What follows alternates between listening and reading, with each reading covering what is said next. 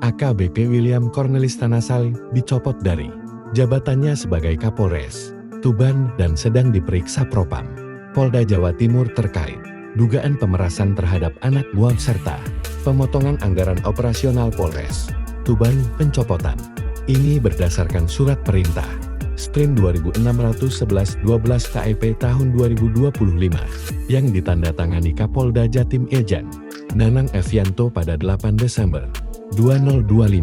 Propam mendalami dugaan bahwa William meminta setoran dalam jumlah besar dari anggota dan memotong anggaran operasional. Selama pemeriksaan berlangsung, Kombes Agung Setio Nugroho ditunjuk sebagai PLT Kapolres Tuban untuk menjaga layanan masyarakat tetap berjalan. Jejak karir AKBP William cukup panjang, mulai dari Kapolsek Simpang Hulu, Kasatres Narkoba, Kasatreskrim, hingga menjabat Kapolres Pelabuhan Tanjung Perak Surabaya. Ia resmi menjadi Kapolres Tuban pada April tahun 2025, sebelum akhirnya dicopot pada Desember tahun 2025.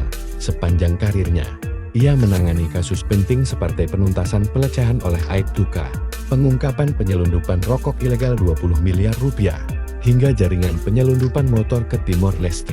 Di Tuban, William menangani sejumlah kasus kriminal, termasuk pembunuhan perempuan di singgahan. Namun kini, dugaan pemerasan dan pemotongan anggaran menjadi fokus penyidikan Propam.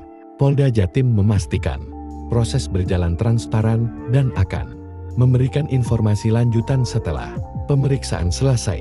Mengingat kasus ini menyangkut integritas institusi kepolisian,